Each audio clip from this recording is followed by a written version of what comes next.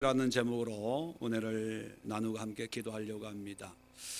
이사야서 전체적인 내용을 서론으로 말씀을 드리고 그 내용을 하나씩 풀어가는 가운데에 이제 2장과 3장을 통해서 하나님께서 유다의 죄를 고발합니다.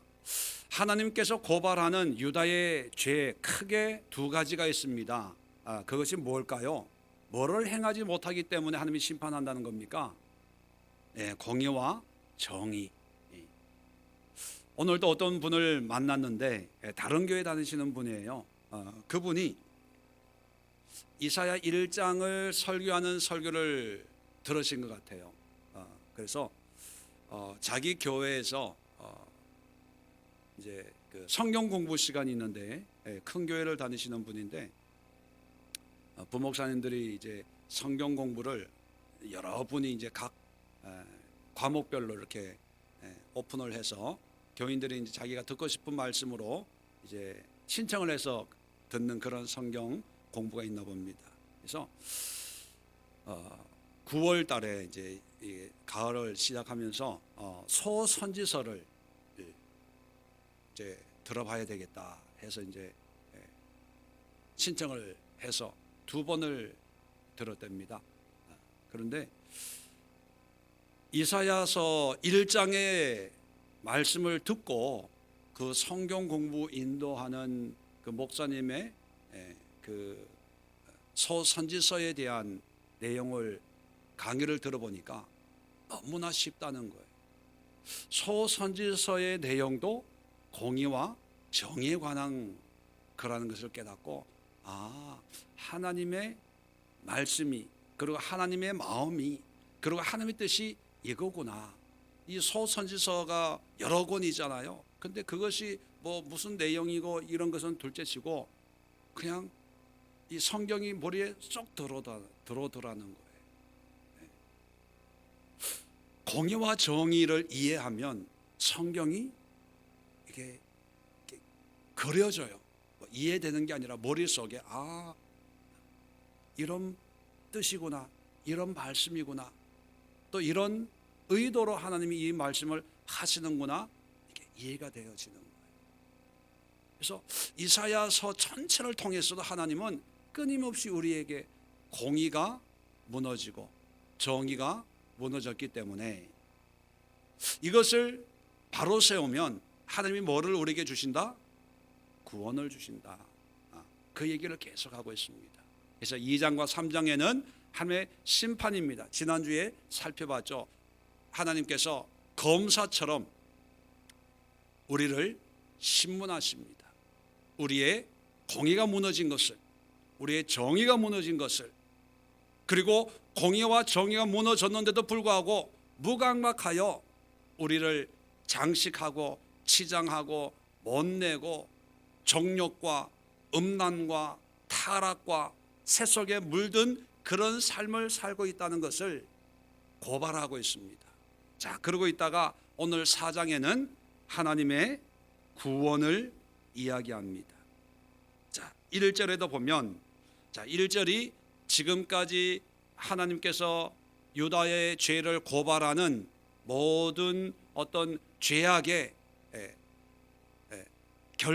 결론을 한 문장으로 표현하고 있는데, 그날에 7 여자가 한 남자를 붙잡고 말하기를 우리가 우리 떡을 먹으며 우리 옷을 입으리니 다만 당신의 이름으로 우리를 부르게 하여 우리가 수치를 면하게 하라. 보세요.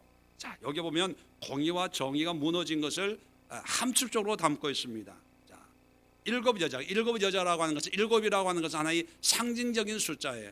모든 사람들이 한 남자를 붙잡고 말합니다. 한 남자라고 하는 것은 모든 사람들의 보기에 능력 있고 힘 있고 우리의 지도자가 되고 우리를 구원해 줄 만한 그런 아주 유능한 사람을 상징하면서 그 사람을 붙잡고 이렇게 얘기한다는 거예요.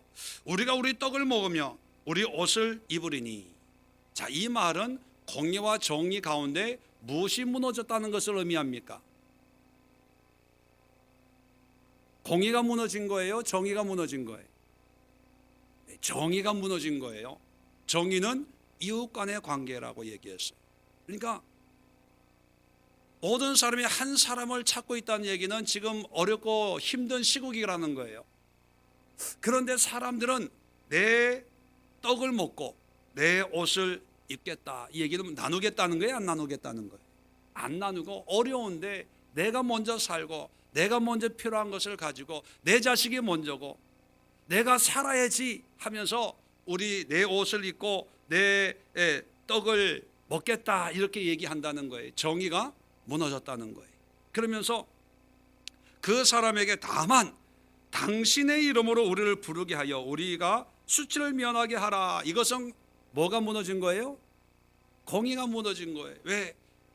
수치를 당할 정도가 되면 하나님께 돌아와서 하나님의 구원을 사모하고 함께 기도하고 하나님의 은혜를 사모하고 하나님의 뜻을 구해야 되는데 사람을 붙잡고 우리를 지켜달라, 우리를 보호해달라, 그래서 이 어려움을 면하게 해달라 이런다는 거예요.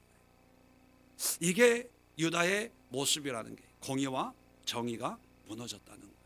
자, 이러면 이 모습을 보면서 오늘날 우리가 살고 있는 이 시대의 우리의 모습도 어떻게 보면 공의가 무너지고 정의가 무너지고 특별히 하나님과의 관계를 그저 교회 생활하는 것으로 그냥 전부라고 생각을 하고, 정의라고 하는 것이 교회에다가 헌금하고 뭐 다른 사람들을 위해서 잠깐 기도하는 것이 정의라고 생각하고, 그 나머지는 철저하게 자기 중심이, 내가 힘들고 내가 어렵고 내가 돈이 없고 나에게 돈이 필요하고 명예가 필요하고 누가 나를 좀 편안하게 해줄 사람이 없을까, 그 문제만을 가지고 사람을 의지한다는 거예요. 이 사람이 나를 지켜줄까, 이곳이, 이런 직장이 나를 보호해 줄까, 이곳에 가면 내가 원하는 돈을 가질 수 있을까, 이렇게 하면 내가 명예와 권세를 가질 수 있을까, 다 그런다는 거예요. 하나님은 없고 마음에는 자기 원하는 것을 추구하고 있다는 것입니다. 자, 우리가 이사야 1장에도 살펴봤지만 이 당시에 이런 삶을 살고 있는 사람들을 보면서 이 당시에 성전 예배가 없었을까요? 있었을까요? 네. 제물을 많이 드렸을까요? 적게 드렸을까요? 열심히 절기를 지켰을까요? 안 지켰을까요? 네. 이게 뭐냐면 예배도 없고 봉사도 없고 헌신도 없고 제사장도 없고 선지자도 없고 말씀도 없는 그런 상황이 아니라 하나님이 말씀하셨어요. 풍성한 예물도 있고 선지자들도 있고 제사장들도 있고 화려한 성전도 있는데 그들의 마음에 공의와 정의가 무너지고 사람을 찾아다닌다는 거예요. 세상의 것을 의지한다는 거예요. 그럴 때 하나님은 심판하시는 거예요. 자, 그러다가 2절부터 이런 상황에서 하나님의 구원을 얘기하는 거예요. 자, 2절에 그날에 여호와의 싹이 아름답고 영화로울 것이요, 3절에 시온에 남아있는 자, 예루살렘 머물러 있는 자, 곧 예루살렘 안에 생존한 자 중에 기록된 모든 사람은 거룩하다. 또 4절에 주께서 심판하는 영과 소멸하는 영으로 시온의 딸을 청결하게 하실 때가 됨이라. 또 5절과 6절에 보면 낮에는 구름과 연기, 밤이면 화염의 빛으로 덮개를 이제 하시고, 6절에 초막을 지어서 낮에는 더위를 피하는 그늘을, 또 풍우를 피하는 숨는 곳이 되리라. 자, 이렇게 얘기합니다. 자, 이런 상황에 사람이 너의 구원자가 아니고 어떤 훌륭한 지도자가 너희를 지키는 게 아니라 어떤 물질이, 명예가 너희를 구원하는 게 아니라 구원주는 누구라고요? 하나님이라는, 그걸 얘기하는 거예요. 그러니까 결론적으로 얘기하면 결론은 간단해요. 뭐냐면 나의 구원을 받으라는 거예요. 나를 믿고 의지하고 내게로 돌아와서 내가 너희를 어떻게 구원하는가를 너희가 경험하면 좋겠다 하는 것입니다. 사람들이 돈이 많아지고 먹고 살기가 나아지면 신앙생활 하기가 좋아져야 될 텐데, 좀 어려움이 지나고 좀 여유가 생기면 어김없이 인간은 타락한 본성을 가지고 있어서 자꾸 딴 생각을 하거든요. 궁리와 방평과 그런 어떤 요령을 부리기를 시작하다 보니까 그 생각이 자꾸 하나님으로부터 멀어집니다. 그런데 하나님의 마음은 한결같아요. 우리의 상황과 여건과는 상관이 없어요. 내가 너를 어떻게 인도하는지 너는 잠잠히 나의 구원을 봐라, 경험해라, 그거예요. 그래서 성경을 압축을 하면, 압축 엑기스를 내는 것처럼 압축하면 내가 너의 구원의 하나님이다, 그거예요. 신약도 그렇고 구약도 그렇고. 그래서 오늘 이 4장을 짧게 4장으로 정리해 놓은 이유가, 물론 이 장절 만들어 놓은 것은 하나님이 만들어 놓은 게 아니고 후대 사람들이 이해하기 편하게 이렇게 정해 놓은 거지 하나님의 뜻과는 상관이 없습니다. 그런데 이 장절을 정해 놓은 사람이 이 4장은 특별히 짧게 정해 놨는데, 이것이 이사야서의 결론이고 예언서의 결론이고 신약과 구약의 결론이기 때문에 하나님의 구원을 1절부터 6절까지 따로 이렇게 짧게 4장으로 만들었지 않았을까, 그렇게 생각을 하면서 이 4장을 통해서 세 가지 결론을 우리가 내릴 필요가 있습니다. 첫 번째 결론은 뭐냐면, 하나님은 하나님의 구원을 이루시기를 원한다는 거예요. 사람을 통해서 나를 구원하고 어떤 세상의 물질이나 세상의 권력이 아니라 철저하게 하나님을 통해서, 물론 하나님의 구원은 하나님이 직접 역사하시는 방법이 아니라 때로는 사람을 통해서, 물질을 통해서, 시간과 공간을 통해서 하나님의 구원이 이루어집니다. 이 얘기는 뭐냐면, 우리가 경제적으로 어렵다고 해서 하나님이 나타나가지고 금 나와라 뚝딱, 은 나와라 뚝딱 이런 식으로 하나님이 우리의 가난을 구원해 준다는 의미는 아닙니다. 하나님이 사람을 통해서, 직장을 통해서, 어떤 때를 따라서 하나님이 역사를 하시죠. 자, 그런데 하나님이 원하는 것은 하나님이 일하실 때까지 우리는 참고 기다리면서 하나님이 하시는구나, 하나님의 은혜다, 하나님께 영광을 돌려야 되겠구나, 하나님께 감사합니다, 이런 하나님의 구원을 경험하기를 원하신다는 것입니다. 이러한 하나님은 반대로 다른 걸 의지하는 것을 싫어하세요. 사람을 의지하고 환경을 의지하고 철저하게 하나님을 의지하는 걸 바라기 때문에 성경은 뭐라고, 특별히 구약 성경에서는 하나님을 질투하시는 하나님이다 이렇게 표현을 합니다. 질투가 뭡니까? 나 외에 다른 사람을 좋아하면 내가 화가 나는 그런 감정을 질투라 그러죠. 신명기 4장 28절에도 내 하나님 여호와는 소멸하는 불이시요 질투하는 하나님이시니라. 자, 질투의 하나님 앞에 소멸하는 불이라고 수식을 하고 있어요. 이걸 합치면요, 불같이 질투하는 분이에요. 욱하는 그런 불처럼 일어나는 성격처럼 하나님은 하나님 외에 다른 걸 의지하는 것을 그만큼 싫어한다는 것입니다. 이사야 42장 8절에도 나 여호와니 이는 내 이름이라 나는 내 영광을 다른 자에게 내 찬송을 우상에게 주지 아니하리라.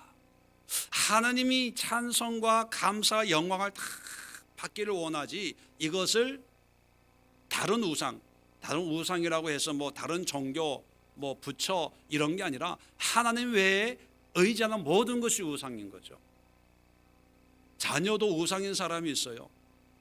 그러면 부모가 자녀 사랑하는 것은 하나님이 그런 마음을 주셨는 거잖아요. 그런데 그것이 우상이 되면 하나님은 질투하세요. 그래서 자녀 사랑도 하나님보다 더해서는 안 되고 하나님의 은혜로 자녀를 사랑하는 것을 하나님이 기뻐하시고, 부부 간에도 마찬가지입니다. 하나님이 원하시는 것은 하나님에 의한, 하나님을 위한 하나님의 삶을 살기를 원하시는 거예요. 그래서 이러한 하나님의 마음을 깨닫는다면 우리는 철저하게 하나님의 뜻 안에서 살아가는 그런 훈련을 해야 돼요. 근데 이게 훈련이 안 돼 있다 보니까 하나님 안에 있다가 조금만 느슨해지만 또 나도 모르게 하나님 바깥에 생각을 하고 하나님 바깥에 거예요. 어느 순간 보면 하나님이 없고 내 생각대로 내 뜻대로 살 때가 너무 많아요. 왜냐하면 우리의 이 DNA와 우리의 환경과 우리의 습성이 이게 훈련이 안 돼 있거든요. 근데 유대인들은 아담부터 하나님 안에 사는 훈련을 했잖아요. 유대인은 철저하게 지금까지도 하나님 안에서의 삶을 사는 그런 민족입니다. 그런 민족도 그게 잘 안 돼서 하나님이 심판하고 책망하고 경고하면서 이사야 선지자를 보내 주시면서까지 이렇게 바른 길로 돌아오도록 하나님이 수고를 하고 계시는데, 대대로 당군을 믿고 유교를 숭배하고 부처를 숭배했던 우리 민족 고유의 정서 속에 태어난 우리가 예수님을 영접을 하고 하나님의 뜻으로 살려고 노력하는데 그게 쉽게 되겠습니까? 유대인들도 쉽지 않은데 우리는 더 훈련하고 노력하고 애를 쓰고 더 분별해야 돼요. 우리 스스로는 우리 생각까지도 쉽게 판단해서는 안 되고 분별할 수 있어야 돼요. 내 자신도 믿지 말고 내 자신을 분별할 수 있어요. 그만큼 우리는 더 많은 노력을 해야 겨우 하나님의 구원의 은혜를 사모하는 그런 삶을 살 수가 있습니다. 오늘 신앙생활 하는 걸 보면 어떤 분들 만나면 이 사람이 가지고 있는 구원이 과연 하나님으로부터 임하는 구원일까? 아니면 자기의 생각으로 임하는 구원일까? 제 자신도 헷갈림을 주는 사람들이 너무나 많아요. 자기만의 구원, 자기만의 신앙, 자기만의 하나님을 만들어 놓고 자기 만족으로 신앙생활하는 분들이 너무 많더라는 거예요. 그런 사람들한테 한마디 하면요, 말이 안 먹혀요. 답답한 거예요. 답답한 거예요. 주여 어찌하오리까? 탄식할 수밖에 없죠. 하나님은 철저하게 하나님의 구원을 이루기를 원하신다는 거예요. 자, 그렇다면 하나님의 구원을 이루기 위해서는 어떻게 해야 되나? 두 번째 결론이 뭐냐면, 자, 3절 보면 이런 말씀이 있습니다. 시온에 남아있는 자, 예루살렘에 머물러 있는 자, 곧 예루살렘 안에 생존한 자 중. 자, 시온, 예루살렘, 예루살렘 안, 한마디로 똑같은 거예요. 뭐냐면 하나님 안이에요. 하나님 안에. 세상 사람들은 다 그렇게 살지만 믿음 안에, 말씀 안에, 하나님 안에 있는 사람들은 모든 사람은 거룩하다 칭함을 얻게 된다, 이렇게 말씀하시는데, 자, 하나님의 구원을 얻기 위해서는 하나님 안에 거해야 됩니다. 하나님의 은혜 속에 머물러 있어야 돼요. 신약에는 요한복음 15장에 보면 포도나무 가지가 포도나무에 붙어 있어야 된다, 붙어 있다, 이런 표현을 썼는데, 또 다른 데는 내 안에 거해야 된다. 내가 너희 안에, 너희가 내 안에 거하면 열매를 많이 맺는다, 거한다 표현을 쓰고 있고요. 여기에는 생존한 자, 머물러 있는 자, 남아있는 자, 이런 표현을 써요. 다 같은 의미입니다. 뭡니까? 하나님 안에 살아가야 돼요. 디모데전서 4장 5절 이하에 보면 하나님의 말씀과 기도로 거룩하여짐이라. 모든 것이 좋은 게 아니고요, 하나님의 말씀과 기도를 통해서 거룩한 삶을 살아야 돼요. 한마디로 얘기하면 하나님 안에. 또 에베소서 5장 26절에도 물로 씻어 말씀으로 깨끗하게 하사 거룩하게 하시고. 자, 말씀이라고 하는 것이 바로 하나님 안을 의미합니다.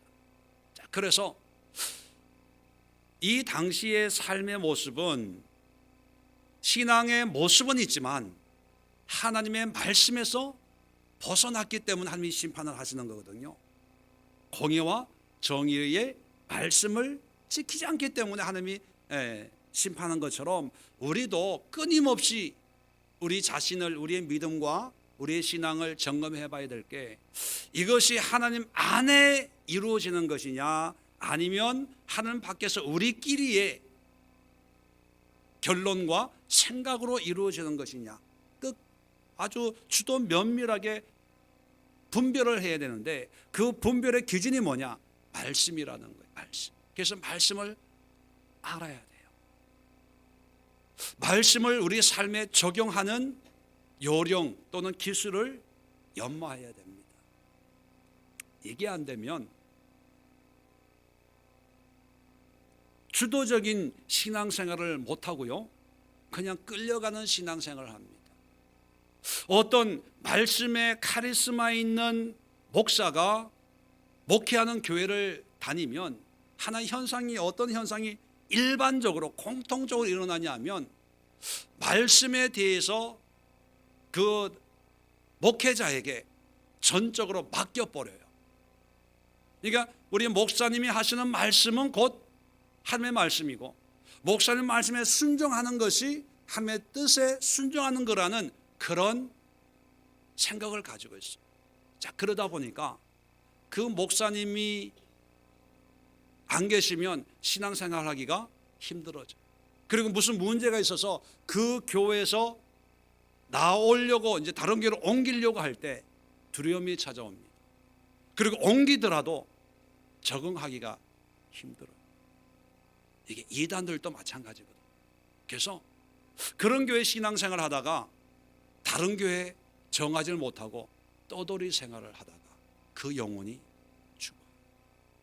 왜냐하면 자기가 말씀이 없어요.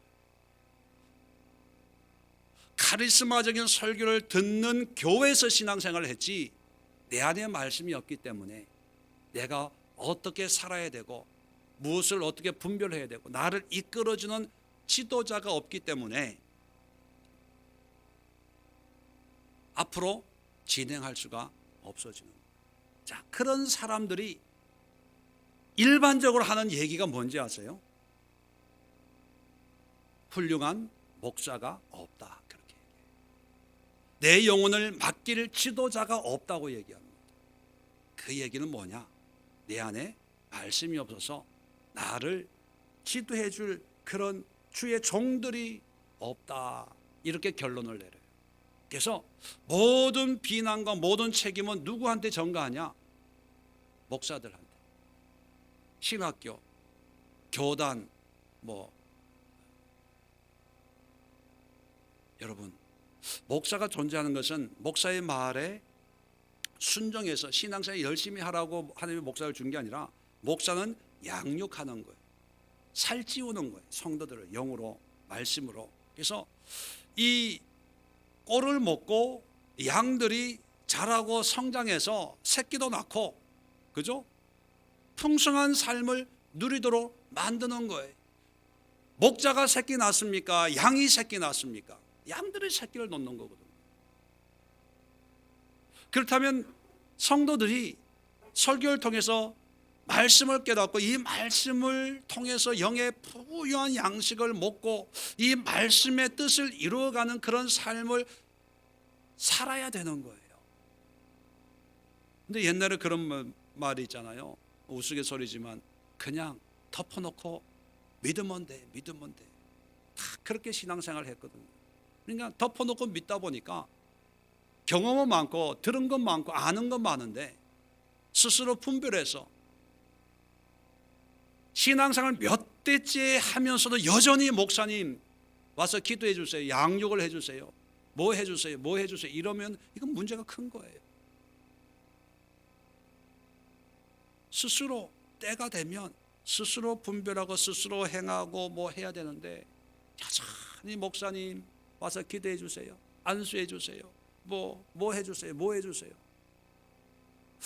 내 영이 그 정도 수준이라고 인정을 하면 다른 부분에서도 겸손하게 신앙생활 하면 되는데, 다른 부분에서는요 뭐 잘난 것처럼 다 하면서, 또 그런 면에서는 뭐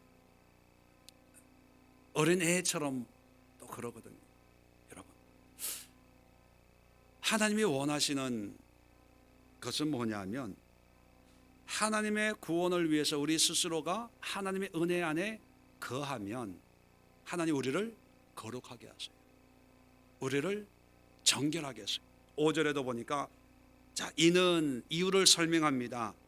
주께서 심판하는 영과 소멸하는 영으로, 한마디로 얘기하면 성령으로 때로는 우리를 책망하시고, 또 소멸하는 것은 불로 태워서 없앤다는 거거든요. 죄를 정결하게 하고 하는 이런 것으로 시온의 딸들의 더러움을, 이제 시온 예루살렘 하나님 안에 있는, 계속해서 반복합니다. 이 딸이라고 해서 여자들만 얘기하는 게 아니라 모든 사람들을 더러움을 씻기시며 예루살렘의 피를 그 중에서 청결하게 하실 때가 됩니다. 여기에 머물러 있으면 하나님께서 고칠 거 고치고 씻을 거 씻고 회개할 거 회개하고, 하나님 안에 있으면 하나님이 다 그런 은혜를 주세요. 그런데 하나님의 하나님 안에 있지 않기 때문에 이런 은혜를 받으려고 애를 쓴다는 거예요. 하나님 앞에 붙어 있으면 돼요. 힘들어도 어려워도. 사람들은 다 100에 99명은 다 오른쪽 길로 가더라도 혼자 외롭지만 이것이 하나님과 함께하는 길이라면, 좀 가난하면 어떻습니까? 좀 불편하면 어때요?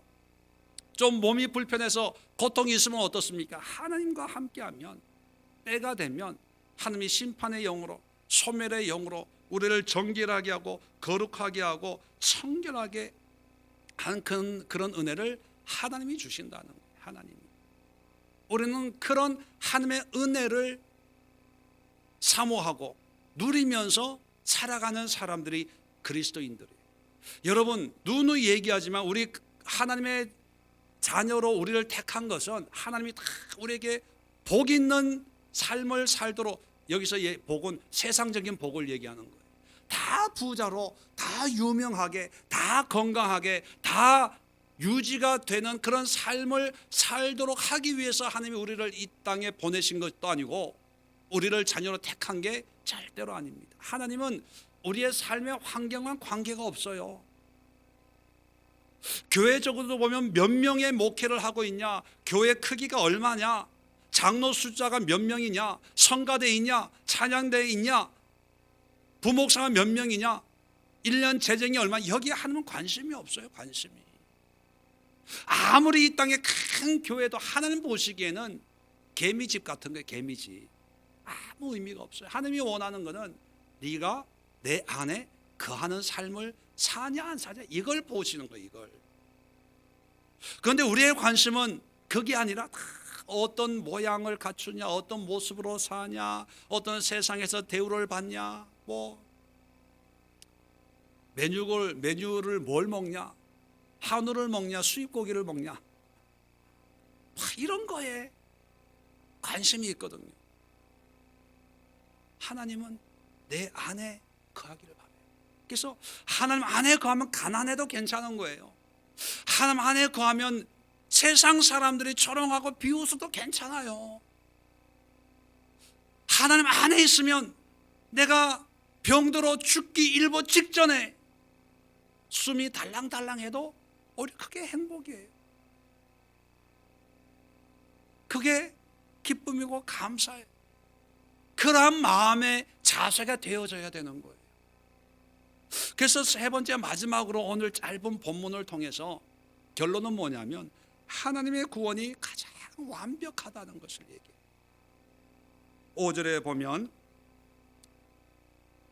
여호와께서 거하시는 온 시온산과 모든 지폐 위에 낮이면 구름과 연기, 밤이면 화염의 빛을 만드시고 모든 영광 위에 덮개를 두시고, 뭡니까? 마치 40년 광야 생활할 때 낮에는 구름 기둥으로 뜨거운 태양을 막아주고, 밤에는 뭐 가로등이 없는 광야니까 불 기둥으로 붉은 태양으로 갈 길을 열어주면서 이 40년을 하나님이 친히 인도하신 것처럼 우리를 인도해 주겠다는 거예요.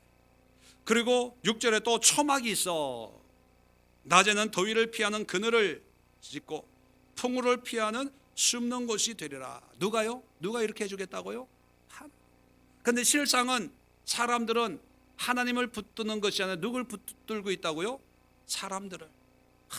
당신은 스펙이 좋으니까, 박사학위를 가지고 있으니까, 또 뭐 무슨 시민 운동을 했으니까, 또 무슨 당의 대표니까 우리의 대통령이 되어 주시고 지도자가 되어 주시고 우리의 영적 지도자가 되어 주시고, 자꾸 사람을 의지하고 또 이런 사람을 찾으려고 노력을 하고, 또 이런 사람을 다 어떻게 이 훌륭한 일을 할 수 있게 도와줄 수 없을까, 이런 고민을 하는데, 하나님이 말씀하시는 하나님의 구원은 내가 주는 구원이 가장 좋다는 거예요.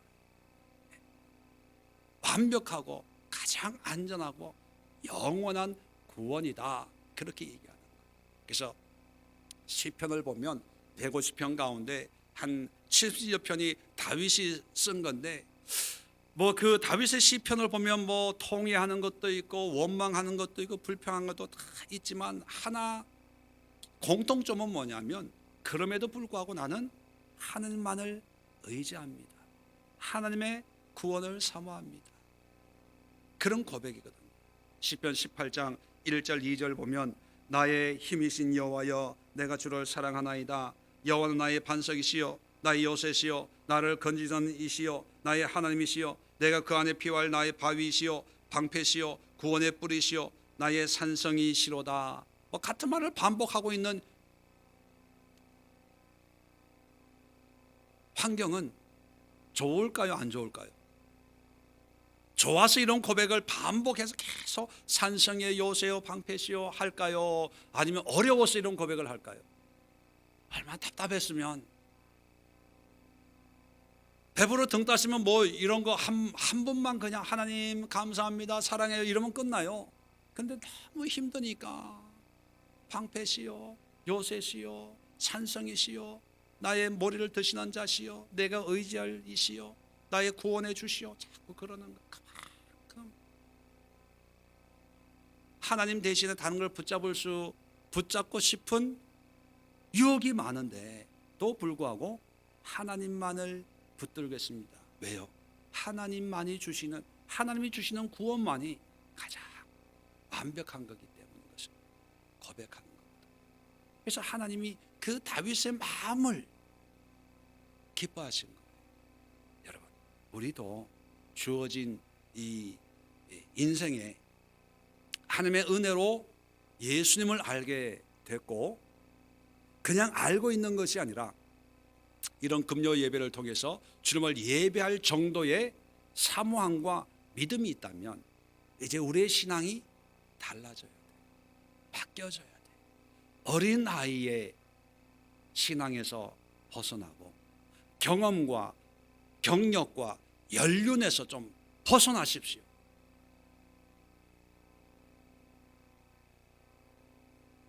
어떤 모습이 되어야 되냐, 철저하게 하나님 안에 거하는 훈련을 하고 하나님이 주시는 구원으로 살고, 그리고 하나님의 뜻을 행하는 거예요. 그게 뭐냐면 공의와 정의를 행하는 거예요. 그럴 때 예수와 하나님의 구원이 우리에게 임하는 거예요. 믿습니다 한마디 한다고 구원이 우리에게 오는 게 아니라, 성경에서 이야기하는 구원의 의미가 이러하다는 것입니다. 그렇다면 오늘 우리 함께 기도하는 시간을 가지려고 합니다. 여러분에게 있어서 하나님은 어떤 존재입니까? 여러분 자신에게 한번 질문해 보시고, 내가 믿는 하나님이 진정한 구원의 주시라면 내가 원하는 구원의 모습과 방식이 아니라 하나님이 주시려고 하는 구원의 때, 구원의 방법, 구원의 어떤 과정을 끝까지 신뢰할 수 있는 그런 믿음이 있어야 됩니다.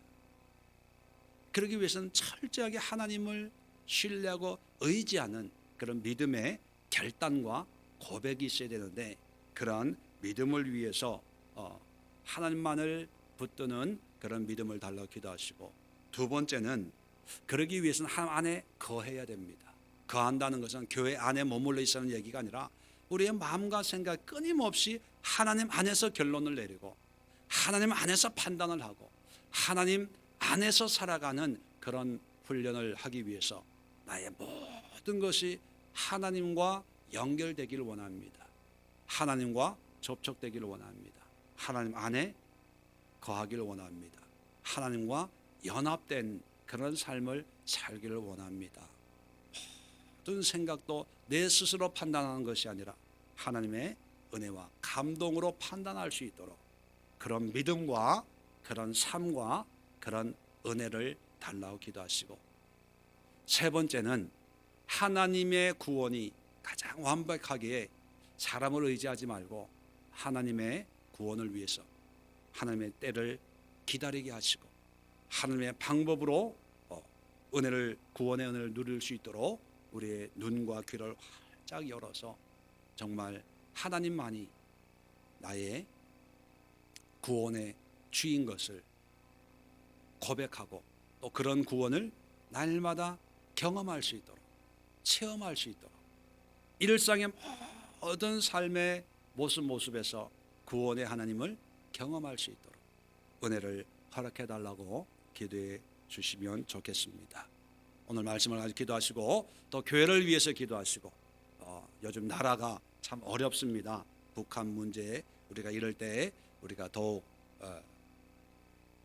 우리가 먼저 회개하고 또 깨끗한 마음으로 하나님 앞에 나라 민족을 위해서 기도해야 될 그런 때가 된 것 같습니다. 이 나라를 지키시고 또 모든 환경과 여건을 하나님 인도해 달라고 기도하시면서 여러분 가지고 나온 또 기도의 제목, 또 성령의 감동 주시는 그런 기도 제목 가지고 함께 기도하도록 하겠습니다. 제가 잠시